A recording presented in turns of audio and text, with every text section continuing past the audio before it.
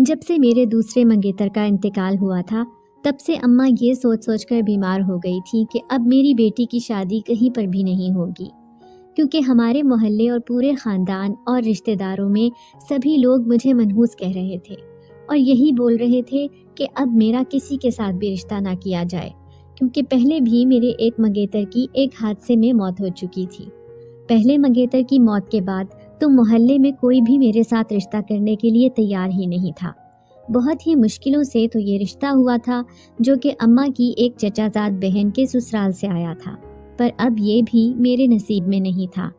میں اپنے نصیب کو لے کر بہت زیادہ روتی رہتی تھی، کیونکہ میرے دونوں منگیتر میرے ساتھ منگنی کے بعد کچھ ہی عرصے میں انتقال کر چکے تھے۔ اب کی بار جو میرا منگیتر فوت ہوا تھا اس کو تو میں بے حد پسند آ گئی تھی۔ پہلی نظر میں دیکھتے ہی اس نے مجھے قبول کر لیا تھا اور اس کو شادی کی بے حد جلدی تھی۔ اس نے تو فوراً ہی شادی کرنی چاہی تھی، پر اماں کی طرف سے کچھ تیاریاں رہتی تھیں جس کی وجہ سے ہم لوگوں نے اس کو 2 مہینوں کے بعد ہی شادی کرنے کے لیے بولا تھا۔ اس سے تو 2 مہینے بھی صبر نہیں ہو رہا تھا۔ کاش اگر اماں اس کو یہ 2 مہینے انتظار نہ کرواتی تو کچھ ہی دنوں میں وہ مجھے اپنی بیوی بنا کر یہاں سے لے جاتا۔ محلے داروں کے طعنوں سے تو بچ ہی جاتی، مجھے اس کی بیوہ بن کر اس گھر میں رہنا منظور تھا، پر اس محلے میں اتنی کڑوی باتیں سننا اب میرے لیے بہت ہی مشکل ہو گیا تھا۔ محلے داروں کے ساتھ ساتھ بھابھی بھی مجھے ہر وقت بہت ہی عجیب نظروں سے دیکھتی تھی۔ محلے داروں سے تو کبھی کبھار ہی سامنا ہوتا تھا، پر بھابھی تو ہمارے اپنے ہی گھر میں رہتی تھی، اس کا سامنا کرنا بہت مشکل لگتا تھا، جو اماں کو بار بار یہ کہہ کر احساس دلاتی تھی کہ ان کی بیٹی اب ساری عمر کنواری ہی بیٹھی ہمارے سر پر بوجھ بنی رہے گی۔ ہمارا گزارا تو سسر جی کی پینشن سے بہت مشکل سے ہوتا ہے اور اوپر سے آپ لوگوں کا بوجھ ہم پر بہت زیادہ ہے۔ میں نے تو یہی سوچا تھا کہ سمینہ کی شادی کے بعد تھوڑا بہت تو بوجھ کم ہو جائے گا اور ہم سکھ کا سانس لے پائیں گے، پر اب تو زندگی بھر ہی اس کا بوجھ ہمارے متھے آ گیا ہے۔ اب تو میں پوری زندگی سکھ کا سانس لینے کے بارے میں سوچ بھی نہیں سکتی۔ جب بھابھی یہ بولتی تھی تو میرا کلیجہ کٹتا تھا کہ پتہ نہیں کن منحوسوں میں اللہ پاک نے میرا رشتہ کر دیا اور میں یہاں آ کر پھنس گئی۔ اس کی منحوسیت کی وجہ سے تو میں امید سے بھی نہیں ہو رہی۔ بھابھی ہمیشہ یہی کہتی تھی کہ مجھے یقین ہے جس دن یہ لڑکی یہاں سے بیاہ کر چلی جائے گی یا اس گھر کو چھوڑ دے گی، اس دن اللہ پاک مجھ پر ضرور راضی ہو جائے گا اور میری گود ہری کر دے گا۔ بھابھی کے اور محلے داروں کے طعنے سن سن کر اماں کی طبیعت دن بہ دن بگڑتی ہی جا رہی تھی اور سنبھلنے کا نام ہی نہیں لے رہی تھی۔ مجھے اب خود سے زیادہ اماں کی فکر ہو رہی تھی، کیونکہ اماں کے بعد میرا تو اس دنیا میں اور کوئی نہیں تھا۔ ایک بھائی تھا جو میری طرف دیکھتا ہی نہیں تھا۔ اس کے لیے تو میں اور اماں اسی دن مر چکے تھے جس دن وہ بھابھی کو بھگا کر گھر لے آیا اور اس سے شادی کر لی تھی۔ میری بھابھی اور میرے بھائی نے پسند کی شادی کی تھی۔ میرا بھائی نہ جانے کب بھابھی کے چکر میں آ گیا تھا۔ ہمیں تو بھابھی کا کچھ پتہ ہی نہیں تھا کہ وہ کون ہے، کہاں رہتی ہے، کیا کرتی ہے، اس کے ماں باپ کون ہیں۔ آج تک بھابھی اپنے ماں باپ سے نہیں ملنے گئی تھی اور نہ ہی اس کے میکے سے یہاں پر کوئی آیا تھا۔ بھائی شادی سے پہلے بھی ابا کی پینشن کے سارے پیسے بھابھی کو دے دیتا تھا اور اسی کو شاپنگ کروا کر ختم کر دیتا تھا۔ ہم تو پہلے بھی فاقے کاٹتے تھے اور اس کے آنے کے بعد تو گزارا اب بہت ہی مشکل ہو گیا تھا۔ اس کے خرچے تو ختم ہونے کا نام ہی نہیں لیتے تھے۔ وہ ہفتے میں ایک بار ضرور پارلر سے ہو کر آتی تھی اور مہینے میں ایک بار ضرور شاپنگ کرتی تھی، جو کہ تقریباً 30 یا 35 ہزار کی تو ضرور ہی ہوتی تھی۔ ابا کی پینشن سے ہمیں صرف 60 ہزار ہی ملتے تھے، جس سے تھوڑا بہت راشن لے کر بھائی گھر میں رکھ دیتا تھا، جس میں آٹا، چاول اور چند دالیں ہی ہوتی تھیں۔ اسی راشن سے ہمیں سارا مہینہ گزارنا پڑتا تھا۔ بھابھی کے لیے تو رات کو بھائی ہر روز ہی ہوٹل سے پکا پکایا کھانا لے آتے تھے۔ وہ دونوں طرح طرح کے کھانے ہوٹل سے منگوا کر کھا لیتے تھے۔ میں اور اماں کبھی کھچڑی تو کبھی دال چاول یا پھر دال روٹی سے گزارا کر لیتے تھے اور اللہ کا شکر ادا کر کے سو جاتے تھے۔ مجھے اس بات سے کوئی اعتراض نہیں تھا کہ ہم روز دال کیوں کھاتے ہیں، بس اعتراض تھا تو صرف بھائی اور بھابھی کے اس رویے سے۔ بھائی نے کبھی میرے سر پر محبت بھرا یا شفقت بھرا ہاتھ نہیں پھیرا تھا کہ بغیر باپ کے بچی ہے جو کہ میری ہی بہن ہے، اس کو بھی میرے پیار اور توجہ کی ضرورت ہو سکتی ہے۔ میرے تو 2 منگیتر بھی فوت ہو چکے تھے جس کا مجھے بہت زیادہ دکھ تھا، पर इस इतने बड़े दुख में भी भाई ने एक बार पलट कर मेरी तरफ नहीं देखा था। वो हमेशा बाहर से आता तो सीधा अपने कमरे में चला जाता और कमरे से निकलकर सीधा बाहर चला जाता। कभी कभार अम्मा की तबीयत जब बहुत ज़्यादा सीरियस हो जाती तो उसको कोई दवाई लाकर दे देता था, जो कि डॉक्टर से पूछकर खुद ही लेकर आता। कभी भी अम्मा को डॉक्टर के पास नहीं ले जाता था। मैंने 8वीं क्लास तक पढ़ाई की और उसके बाद छोड़ दी, क्योंकि उसके बाद अब्बा का इंतकाल हो गया तो भाई ने अपने खर्चे बढ़ा दिए और भाभी के चक्कर में आकर सारी अब्बा की पेंशन फजूल में ही लुटाता रहा। अब्बा के बाद अम्मा भी बहुत सदमे में आ गई थी। उनको मेरी बहुत ज़्यादा ज़रूरत थी। उसका इस घर में ख्याल रखने वाला मेरे अलावा और कोई नहीं था, क्योंकि भाई के तो चक्कर ही ख़त्म होने का नाम नहीं ले रहे थे। ना वो शादी से पहले हमें पूछता था और ना ही शादी के बाद हमारा कोई एहसास था। मेरे दूसरे मंगेतर के फौत हो जाने के बाद मैं दिन रात दुआएं करती रहती थी। जो कोई भी मुझे जो वजीफ़ा बता देता मैं वो दिलो जान से करती थी। अपनी एक भी नमाज कज़ा ना करती। अपनी नमाज़ों की पाबंदी करती कि अल्लाह पाक मेरी दुआ कबूल कर ले और मेरे लिए कोई अच्छा सा रिश्ता भेज दे। मुझे अपने परवरदिगार पर पूरा यकीन था कि वो मेरी दुआ ज़रूर कबूल करेगा और मुझे इस दुखों भरी ज़िंदगी से आज़ाद करवाएगा, क्योंकि मेरे भी सपने थे कि मैं अपने शौहर के घर जाकर अपने घर को बसा सकूं, अपने शौहर की तवज्जो और मोहब्बत हासिल कर सकूं।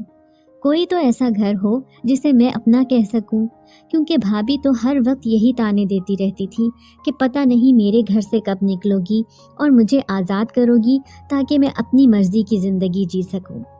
मेरे साथ मेरी भाभी भी लाख कोशिशें करती थी कि मेरी कहीं ना कहीं शादी हो जाए, और इस बात से मुझे काफ़ी खुशी थी कि भाभी को मेरी शादी की फ़िक्र है और वो भी कोशिश कर रही है। उसकी कोशिश से ही सही मैं शादी करके यहाँ से निकल तो सकती थी। भाभी की कोशिशें कामयाब हो गई और एक दिन वो मेरे लिए एक रिश्ता लेकर आई। रिश्ते के लिए इनकार करने की तो कोई वजह ही नहीं बनती थी, क्योंकि जैसा भी लड़का था मुझे हर हाल में कबूल था। अम्मा को मैंने इनकार कर दिया था कि आप लड़के के बारे में कोई पूछताछ नहीं करेंगी, क्योंकि मुझे मालूम था अगर लड़के में ज़रा सी भी कोई ऐसी बात अम्मा को नज़र आ गई जिसकी वजह से रिश्ता ना किया जाए तो वो ज़रूर इस रिश्ते से इनकार कर देंगी, क्योंकि अम्मा को मेरी बहुत ज़्यादा फिक्र रहती थी। वो चाहती थी कि मेरा होने वाला शौहर अच्छे ख़ानदान से हो और नेक सीरत होना चाहिए। अम्मा ने अपनी ज़िंदगी में कभी भी कोई नमाज कज़ा नहीं की थी, हमेशा सच बात बोली थी और सच्चाई का ही साथ दिया था।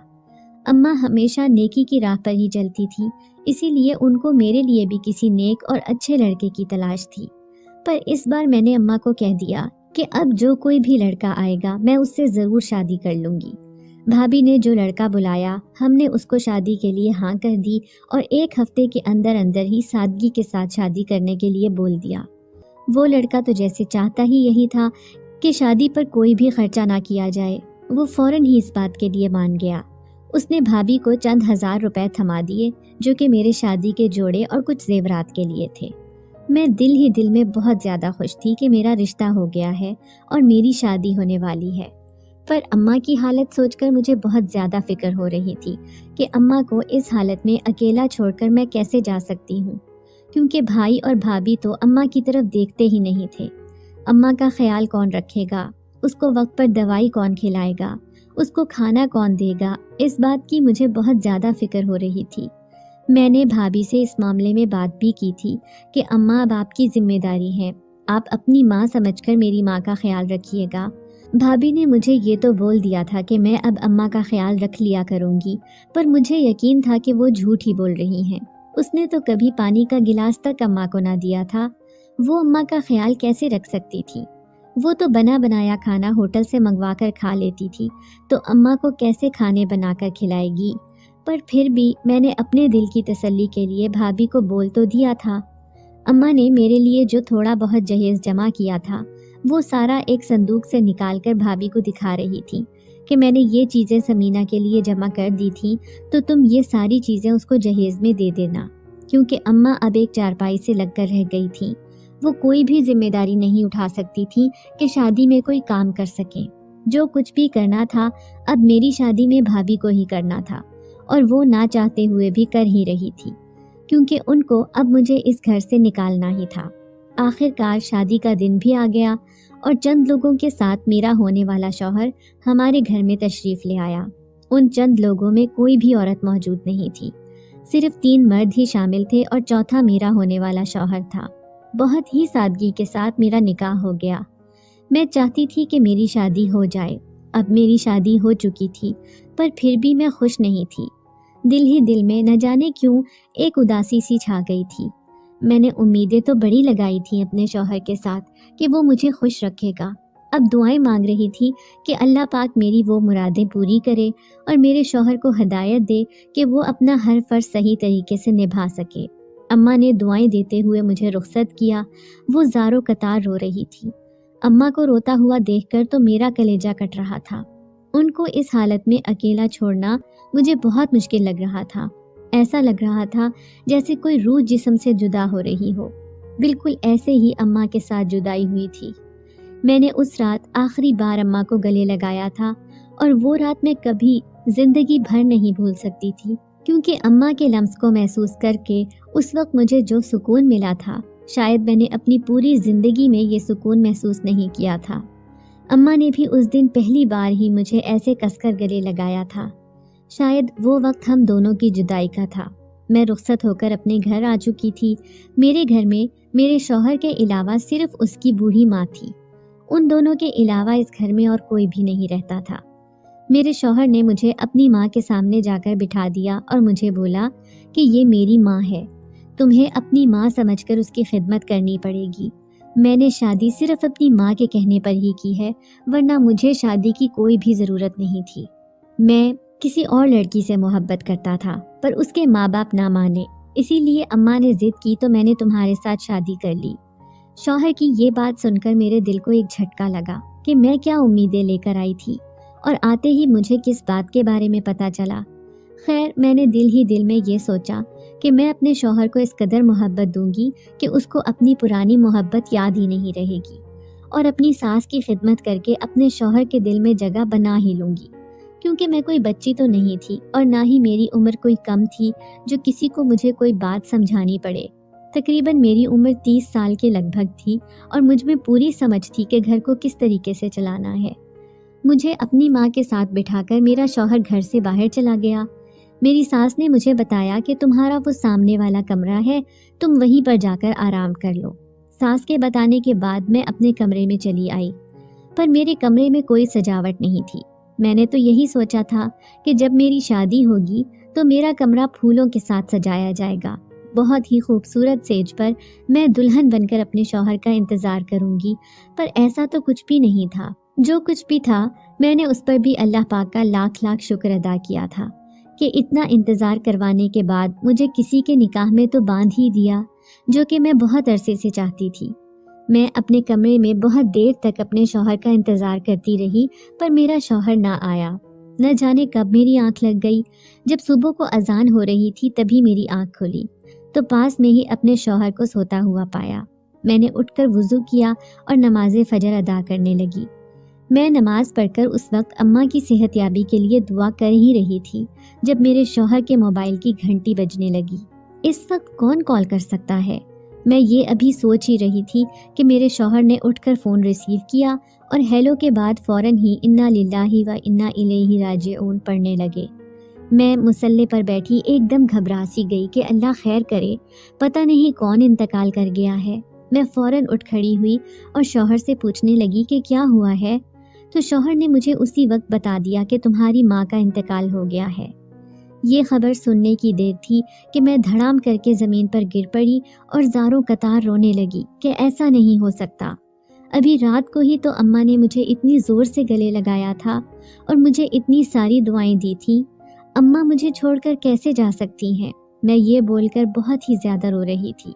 جب ہی میری رونے کی آواز سن کر میری ساس کمرے میں آ گئی، پر میرا شوہر بیڈ سے اتر کر نیچے نہ آیا کہ مجھے چپ کروا سکے۔ میری ساس نے دروازہ بجایا تو میرے شوہر نے اٹھ کر دروازہ کھولا اور اپنی ماں کو میری ماں کے انتقال کے بارے میں بتا دیا۔ میری ساس میرے پاس آ کر بیٹھ گئی اور مجھے دلاسا دینے لگی کہ بیٹا، اللہ کی کرنی ہے، کون ٹال سکتا ہے؟ اللہ کی چیز تھی، اللہ کے پاس چلی گئی، تم صبر کرو، اللہ اس کی مغفرت فرمائے اور اس کو جنت الفردوس میں اعلیٰ مقام عطا فرمائے۔ میں نے اپنے شوہر کو بولا کہ مجھے جلدی سے اماں کے پاس لے چلو، تو اس نے مجھے وہاں پر لے جانے سے انکار کر دیا۔ میں حیران رہ گئی کہ میری ماں کی موت پر بھی میرے شوہر مجھے جانے نہیں دے رہے، یہ کیسے ہو سکتا ہے؟ میں نے ان کو بول دیا کہ مجھے اپنی ماں کے پاس جانا ہے، آپ مجھے نہیں روک سکتے۔ میری ماں فوت ہو چکی ہے اور ان کا آخری دیدار کرنے کا مجھے پورا حق ہے، مجھے جانے دے، مجھے نہ روکیں۔ میری ساس اپنے بیٹے کو سمجھانے کے بجائے مجھے ہی بول رہی تھی کہ بیٹا جانے والی چیز تو چلی گئی، تو وہاں جا کر کیا کرو گی، اب صبر ہی کرنا ہے۔ میرا شوہر اٹھ کر باہر چلا گیا اور میں وہیں پر زمین پر بیٹھی زاروں قطار روئے جا رہی تھی۔ اس وقت مجھے محسوس ہو رہا تھا کہ اماں نے مجھے کس کر کیوں گلے لگایا تھا، اسی لیے کیونکہ وہ ہم دونوں کی آخری ملاقات تھی اور جدائی کا وقت تھا۔ اماں نے شاید اپنی موت کو بہت ہی قریب سے دیکھ لیا تھا، تبھی وہ مجھے اتنی زیادہ دعائیں دے رہی تھی اور مجھے اتنے زور سے گلے لگا رہی تھی، میرے سر پر بار بار بوسہ دے رہی تھی، کیونکہ اس سے پہلے تو اماں نے کبھی بھی ایسا نہیں کیا تھا۔ میرے ذہن میں بار بار یہ بات آ رہی تھی کہ اماں نے رات کو کچھ کھایا بھی ہوگا یا نہیں، بھابھی نے اماں کا خیال بھی رکھا ہوگا یا نہیں، وہ اکیلے کس حال میں ہوں گی اور کس وقت ان کی روح پرواز کر گئی ہوگی، کچھ پتہ نہیں تھا۔ میں یہی سوچ رہی تھی کہ کاش آج میری شادی نہ ہوتی تو یہ وقت میں اماں کے ساتھ رہتی، میں ان کو روک تو نہ پاتی پر میں ان کے ساتھ تو موجود ہوتی، ان کو پانی تو پلاتی، کم سے کم یہ آخری رات تو میں ان کے ساتھ رہ لیتی۔ پر شاید میری قسمت میں یہ آخری رات اماں کے ساتھ گزارنا نہیں لکھا تھا، میری قسمت میں صرف دکھ اور دکھ ہی لکھے تھے۔ میں نے سوچا کہ شاید اپنے شوہر کے گھر آ کر دکھوں سے شاید تھوڑا بہت دور چلی جاؤں گی، پر یہاں پر بھی میرے لیے دکھوں کے ڈیرے ہی تھے۔ تھوڑی ہی دیر کے بعد میرا شوہر ایک بوڑھے آدمی کو گھر لے آیا اور مجھے بولنے لگا کہ تم رو مت، اپنی ماں کی مغفرت کے لیے اس بابا سے دعا کرواؤ، ان کی دعا ضرور قبول ہوتی ہے، مجھے ان کی دعاؤں پر بہت زیادہ یقین ہے۔ میں روتی ہوئی اس بوڑھے آدمی کے پاس چلی گئی اور ان سے کہنے لگی کہ آپ میری ماں کی مغفرت کے لیے دعا کر دیں، میری ماں نے اپنی پوری زندگی میں صرف دکھ ہی دکھ دیکھے تھے، بابا کے ہوتے ہوئے بھی انہوں نے کبھی سکھ کا سانس نہیں لیا تھا، اور بابا کے بعد تو دکھوں نے ہمارے گھر کا راستہ ہی نہ چھوڑا۔ زندگی میں تو میں ان کے لیے کچھ نہ کر پائی، ہمیشہ ان کے لیے پریشانی کا باعث بنی، انہوں نے میری وجہ سے بھی زندگی میں بہت دکھ جھیلے، پریشانیاں جھیلی، لوگوں کے تانے سنے۔ اب اللہ پاک ان کو جنت میں اعلیٰ مقام عطا کر دے، جس سے وہ آگے کی دنیا میں تو سکھی رہیں۔ بابا نے ہاتھ اٹھا کر میری ماں کے لیے اتنی ساری دعائیں کی کہ ان کی دعائیں سن کر میرا دل ہی خوش ہو گیا۔ میرے شوہر نے اس بابا کے لیے ناشتہ بنانے کا کہا تو میں فوراً ہی اٹھی اور اس بابا کے لیے ناشتہ بنانے لگی۔ اماں کا دکھ تو بہت ہی بڑا دکھ تھا، پر اب سسرال کو بھی تو سنبھالنا ہی تھا، میرے لیے اب جو کچھ بھی تھا اپنے شوہر کا گھر ہی تھا، ان کا گھر چھوڑ کر اب میں جا ہی کہاں سکتی تھی، جیسے بھی تھے اب مجھے انہی کا کہنا ماننا تھا۔ میں نے بہت اچھے سے ناشتہ بنا کر ان کے سامنے پیش کیا، میرے ہاتھ کا کھانا کھا کر تو میرے شوہر انگلیاں ہی چاٹتے رہ گئے، کیونکہ میں نے اماں سے بہت ہی اچھا کھانا بنانا سیکھ لیا تھا۔ اماں نے مجھے گھرداری کے معاملے میں ہر چیز سکھا دی تھی، طرح طرح کے طعام میں بہت ہی لذیذ پکا لیتی تھی، سلائی کڑھائی کا کام بھی بہت اچھے سے کرنا آتا تھا، کیونکہ میں نے 8ویں کلاس کے بعد اسکول چھوڑ دیا تھا تو گھر میں ہی بیٹھ کر گھر کو وقت دیا، جس کے بعد اماں نے مجھے ہر چیز سکھا دی تھی۔ محلے کی کافی ساری عورتیں تو میرے اس ہنر سے جلتی تھیں، چاہتی تو سبھی مجھے اپنے گھر کی بہو بنانا تھی، پر میری قسمت نے میرا ساتھ نہ دیا اور میرے پہلے دونوں منگیتروں کا انتقال ہو گیا۔ اب میں اللہ پاک سے اپنے شوہر کی زندگی کی دعا کرتی رہتی تھی۔ میں نے اپنے گھر کو بہت اچھے طریقے سے سنبھال لیا تھا، اب تو اس بابا نے ہمیشہ ہی ہمارے گھر آنا ہوتا تھا اور میرے ہاتھ کا بنایا ہوا کھانا کھانے کی فرمائش کرتے رہتے تھے۔ اس بابا سے میرے شوہر کا رشتہ کیا تھا یہ میں نہیں جانتی تھی، پر اس بابا کے گھر آ جانے کے بعد میری ساس اور میرا شوہر دونوں ہی بہت زیادہ خوش ہوتے تھے۔ میری شادی کو تقریباً 6 مہینے گزر گئے تھے، پر میں نے ایک بار بھی میکے کا دروازہ نہیں دیکھا تھا۔ میرا دل تو بہت زیادہ چاہتا تھا کہ میں اپنے میکے جاؤں، اپنے ماں باپ کا گھر دیکھاؤں۔ ماں باپ نہیں تھے پر گھر میں تو وہ سکون اور اپنا پن تھا۔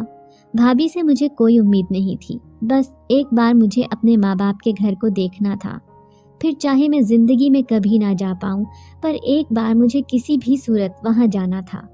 میں نے اپنے شوہر سے اس بات کے بارے میں کافی بار بولا تھا، وہ ہمیشہ ہاں ہی کرتے تھے پر کبھی لے کر نہیں گئے تھے۔ ان 6 مہینوں میں اب میرے شوہر کافی حد تک میرا کہنا مان لیتے تھے، کیونکہ میں نے ان لوگوں کے ساتھ رویہ ہی ایسا اختیار کیا تھا کہ ان کو میں کافی پسند آ چکی تھی۔ میری ساس تو محلے کی ساری عورتوں کو یہی کہتی تھی کہ میں نے ضرور کوئی نہ کوئی نیکی کی تھی جس کے صلے میں مجھے ایسی بہو ملی ہے۔ اس نے آتے ہی میرے گھر کو اتنے اچھے طریقے سے سنبھال لیا ہے، میرے بیٹے کا بھی بہت زیادہ خیال رکھتی ہے۔ میرا بیٹا جو رات بھر گھر نہیں آتا تھا، وہ اب ہر وقت گھر میں ہی موجود ہوتا ہے۔ مجھے اپنے بیٹے کو اپنی آنکھوں کے سامنے دیکھ کر بہت زیادہ خوشی ہوتی ہے۔ میں دل ہی دل میں اپنی بہو کو دعائیں دیتی رہتی ہوں۔ وہ میری اتنی زیادہ تعریفیں کرتی تھی کہ سن کر میرا دل ہی خوش ہو جاتا تھا۔ میری ساس محلے کی عورتوں کو کہتی تھی کہ میری بہو نے تو میرے گھر کو جنت ہی بنا دیا ہے۔ محلے کی 2-3 عورتوں نے تو مجھ سے یہ بھی پوچھا تھا کہ بیٹی تمہاری کوئی اور بہن نہیں ہے، ہمیں اپنے بیٹے یا پھر بھائی کا رشتہ کرنا ہے۔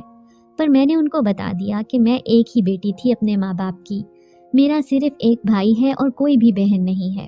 تو محلے کی عورتیں مجھے کہتی تھیں کہ تمہارے بھائی کو تو ہم نے کبھی تمہاری طرف آتے جاتے نہیں دیکھا، کیا کرتا ہے تمہارا بھائی؟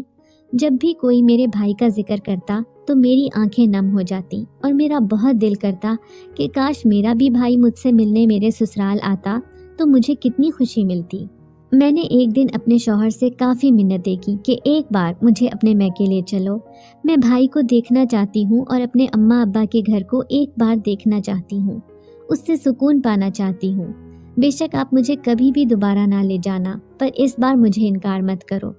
ان دنوں میں امید سے ہو گئی تھی، اور یہ خبر تو میرے شوہر اور میری ساس کے لیے بہت ہی خوشی کی خبر تھی۔ میرے امید سے ہو جانے کے بعد میرا شوہر میرا بہت زیادہ خیال رکھتا تھا، اسی لیے میں نے بھی موقع کا فائدہ اٹھا لیا اور ان کو میکے لے جانے کے لیے بولا۔ انہوں نے کہا کہ زیادہ وقت نہیں، بس 2 گھنٹوں کے لیے ہی لے جاؤں گا اور تمہیں اس کے بعد واپس آنا پڑے گا، تمہیں کوئی ضد نہیں کرنی یا پھر وہاں پر رہنا تو بالکل نہیں ہے۔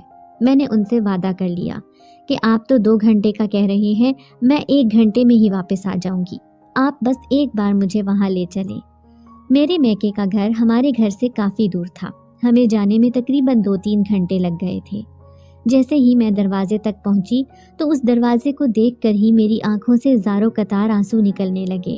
یہ سوچ کر میں رو پڑی کہ اسی دروازے سے میری اماں کا جنازہ نکلا ہوگا۔ اماں کی یاد مجھے بہت زیادہ آ رہی تھی۔ میں گھر میں داخل ہوئی تو گھر ایک دم ویران پڑا تھا، جیسے یہ پورا گھر مجھے کھانے کو دوڑ رہا تھا۔ گھر کی حالت بہت بری پڑی تھی، نہ صفائی ہوئی تھی نہ کچھ اور، بس ہر جگہ کچرا ہی کچرا پھیلا ہوا تھا۔ میں نے بھابھی کے کمرے میں جا کر دیکھا تو بھابھی بستر پر پڑی تھی۔ ان کو دیکھ کر تو میں پریشان ہی ہو گئی۔ میں ان کے پاس گئی اور ان سے پوچھا کہ بھابھی کیا بات ہے، آپ ٹھیک تو ہیں، کیا ہوا ہے؟ ان کی طبیعت بہت زیادہ خراب تھی۔ انہوں نے آہستہ سے میری طرف آنکھیں کھول کر دیکھا اور مجھے کہا کہ سمینہ تم کب آئیں؟ میں نے ان کو کہا کہ بھابھی میں ابھی آئی ہوں، آپ کیسی ہیں، کیا ہوا ہے، آپ ڈاکٹر کے پاس گئی ہیں، دوائی لی ہے؟ تو ان کی آواز ہی نہیں نکل رہی تھی کہ وہ مجھے اپنے بارے میں کچھ بتا سکے۔ میں نے اپنے سہارے سے ان کو اٹھا کر تکیے پر ٹیک لگا کر بٹھا دیا اور ان کو پانی پلایا، پھر جا کر وہ بولنے کے قابل ہوئی۔ میں نے ان سے پوچھا کہ آپ کو ہوا کیا ہے اور بھائی کہاں ہیں، وہ آپ کا خیال کیوں نہیں رکھ رہے، جبکہ آپ کی حالت تو بہت زیادہ خراب ہے، اس حالت میں تو ان کو آپ کو اکیلا چھوڑنا نہیں چاہیے تھا۔ ایسا کہنا ہی تھا کہ بھابھی کی آنکھوں سے زاروں قطار آنسو بہنے لگے۔ بھابھی کی آنکھوں سے آنسو بہتے دیکھ کر میں بہت پریشان ہو گئی۔ دل ہی دل میں یہ دعا کر رہی تھی کہ اللہ خیر کرے، میرے بھائی کو تو کچھ نہیں ہوا جس کی مجھے خبر نہ دی گئی ہو۔ بھابھی نے مجھے بتایا کہ تمہاری شادی کے بعد جب اماں کا انتقال ہوا تو تمہارے بھائی نے تو میری طرف سے اپنا منہ ہی پھیر لیا۔ مجھے یقین ہو گیا کہ یہ سب کچھ تمہاری اور اماں کی بددعاؤں کی وجہ سے ہی ہوا ہے۔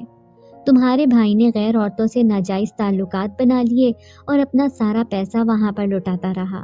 میں ہمیشہ اس سے لڑتی رہی، جھگڑتی رہی کہ ایسا نہ کرو، پر وہ میری بات سننے کے لیے تیار ہی نہیں ہے۔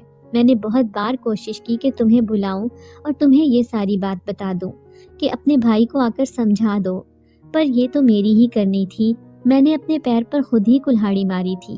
میں نے ہمیشہ تمہارے بھائی کو تمہارے خلاف ورغلایا تھا، اس کے کان تمہارے لیے اس قدر بھر دیے تھے کہ اس کے تو دل میں تمہارے لیے اب کوئی جگہ نہ بچی تھی، اس لیے تمہیں اس بات کے بارے میں بتانا بھی بالکل بیکار تھا۔